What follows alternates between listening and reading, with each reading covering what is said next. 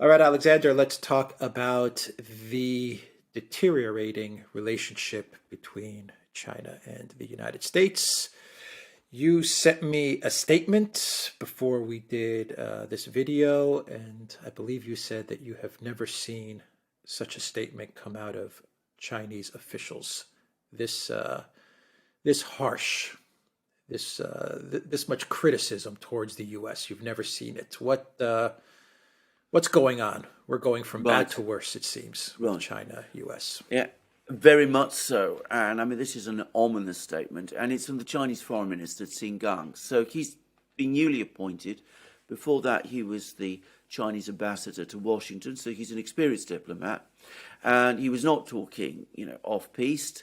He was absolutely setting out Chinese policy because in the hours after he made these comments over the course of a press conference, which he gave on Tuesday, the Chinese media covered these comments heavily.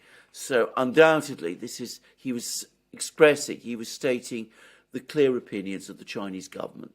And I have to say, I have not seen a Chinese official, certainly of this level, talk about relations with the US in this way.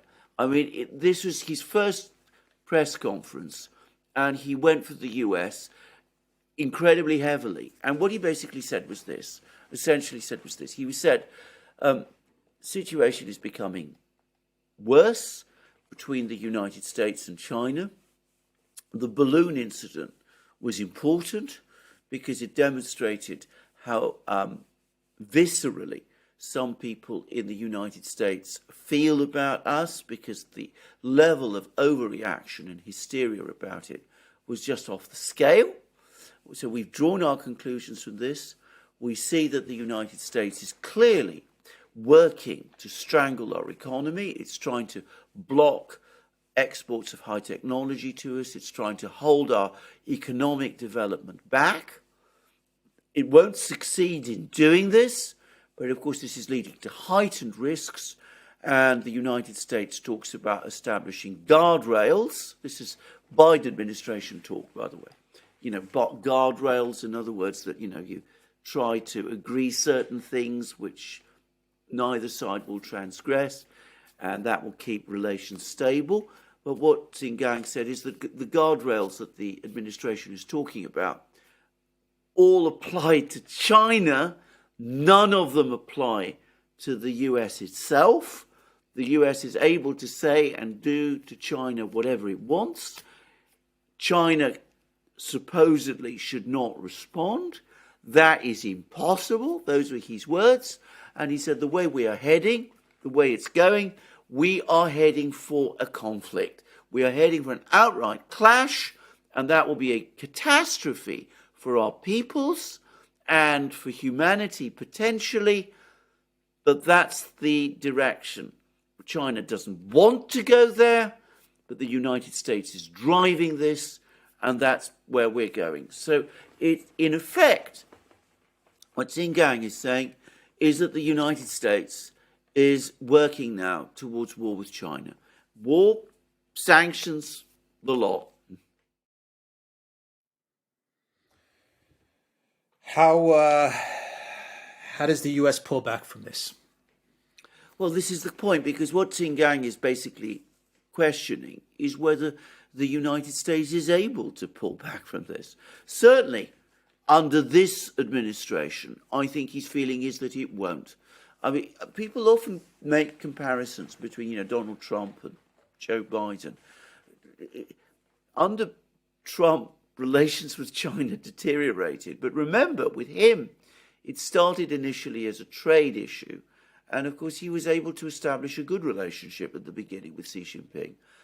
The real problems in US-China relations, the point when they became very dangerous, have happened over the course of this administration. And Xi Gang is saying, well, we've basically given up on this administration.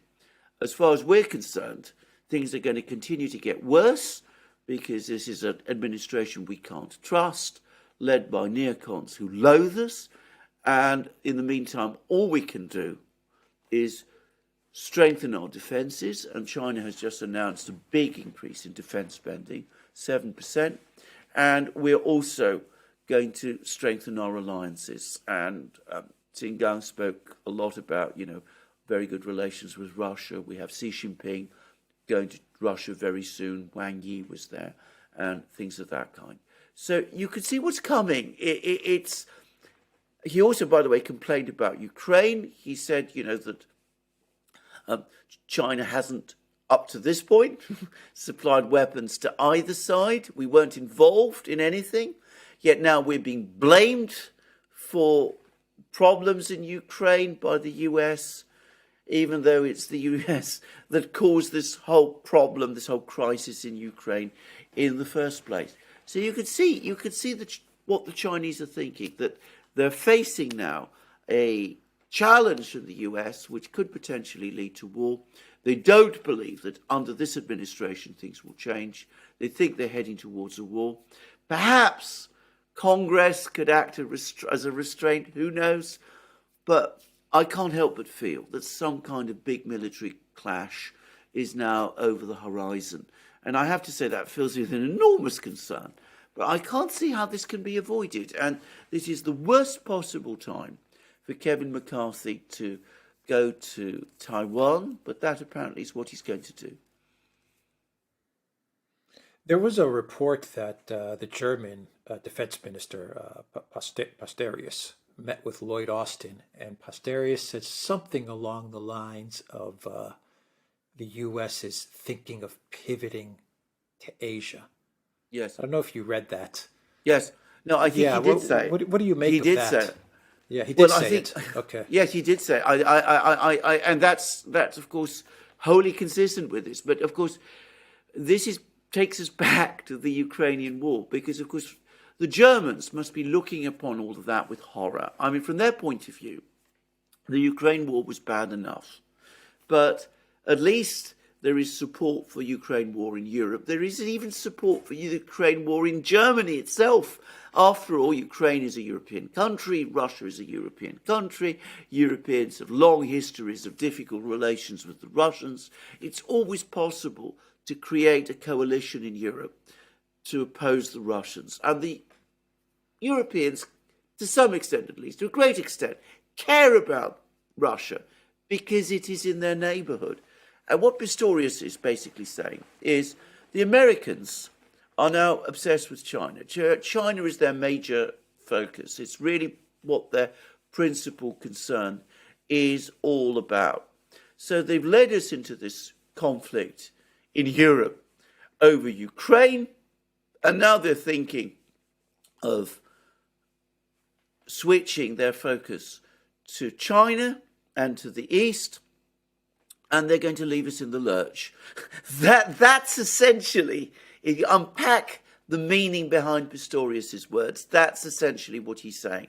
And of course, from a German point of view, and again, Xi Jinping made this point in that press conference, it's a particular disaster because Germany based its big economic revival because, a couple of years ago, in the late 90s, early 2000s, the German economy was in some difficulties. So it's based on its economic revival on three things. Firstly, the euro, which for Germany was a soft exchange rate. So that made German goods competitive. Secondly, cheap gas from Russia. Well, that's all gone. Thirdly, exports to China. And Xi Jinping said, for 7 years in a row, China has been Germany's most important trade partner, which is true. So Germany is being sucked into a confrontation with China, and it's a disaster for Germany, compounding the disaster it's already suffered over its loss of Russian gas. So you can see why Scholz and Biden are meeting. They're keeping their aides and the media away. Obviously, they've had embarrassing difficult discussions over Nord Stream. I mean, that was surely part of the purpose of this meeting.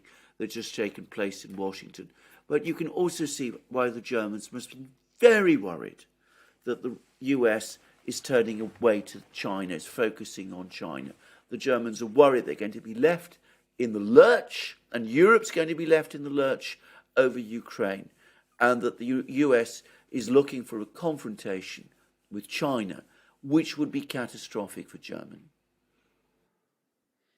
Yeah, I think about all of this, and I just don't see how any of this stuff is going to work out in the U.S. or in Europe's favor. You have a part of the U.S. government which absolutely wants to take on China. You have the neocon part of the U.S. government, very strong, very powerful, which is dead set on destroying Russia, even if it means they have to destroy Ukraine. They're dead set on destroying Russia. Before they even talk about China, they want to get to Russia first. Then you have the Europeans who, there's a part of Europeans, a small part, but a part of the European political class that probably wants to distance itself from this Ukraine crisis and wants a way out. Maybe the business society of Germany, for example.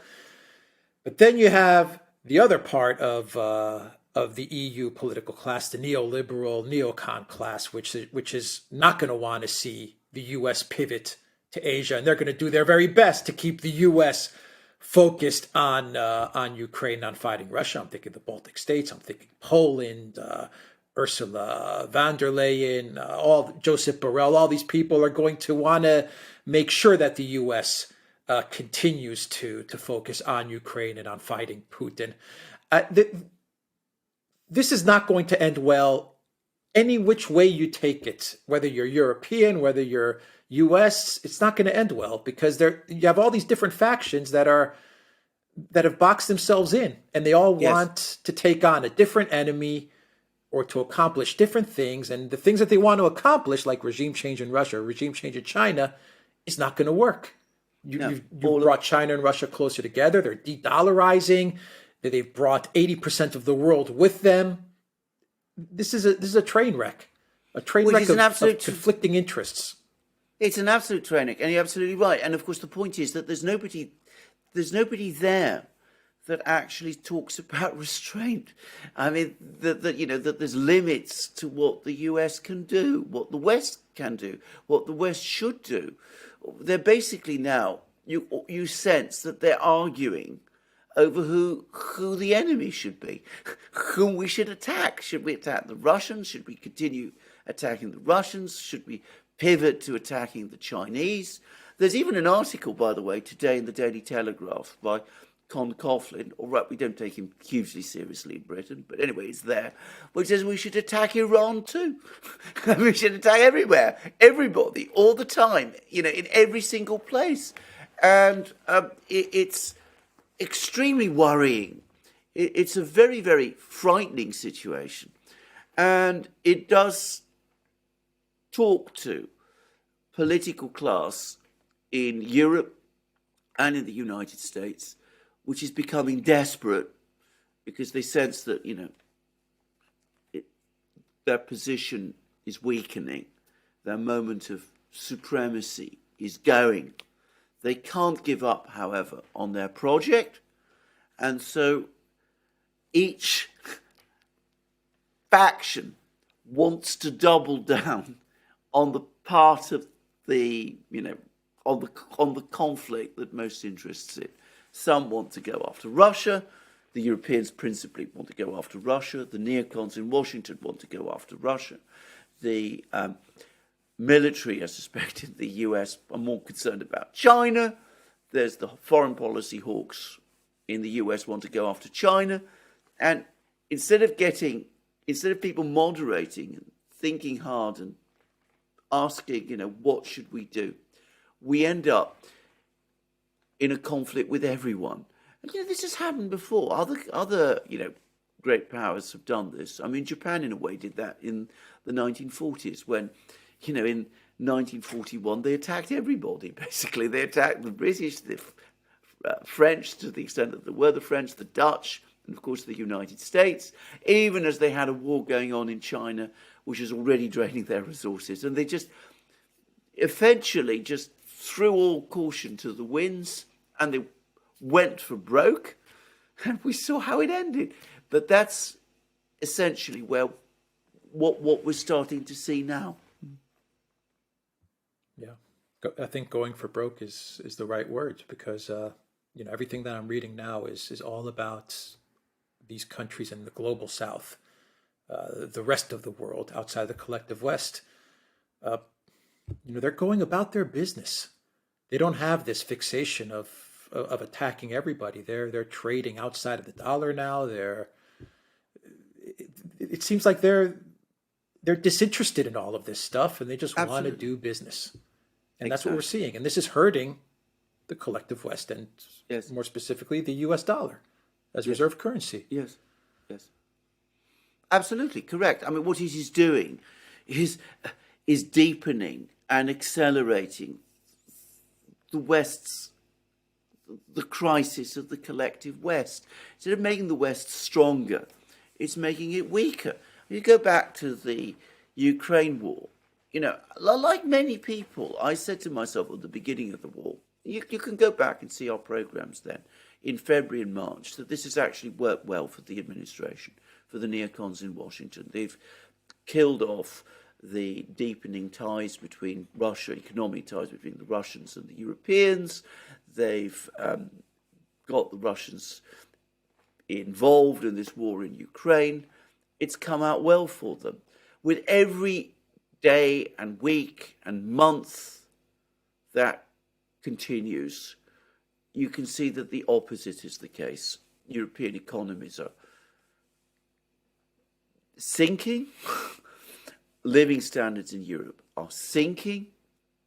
European arsenals are becoming depleted. European armies are weakening. The British House of Commons, there's a House of Commons report who said that it will take at least 10 years before the British military can repair all the damage it's done to itself by shipping off so much of its weaponry to Ukraine. 10 years. And Germany's in an even worse position. So, and in the meantime, nonetheless, and notwithstanding, they still want to start another conflict somewhere else, or at least they're drifting into another conflict with an even more mighty adversary, which will make their problems in the West even worse. And as you rightly said, the rest of the world looks on in bemusement and, I suspect, quiet horror. All right. TheDuran.locals.com. We are on Rockfin as well, and look for us also on Rumble. Also go to the Duran shop, 10% off. Use the code Good Day. Take care.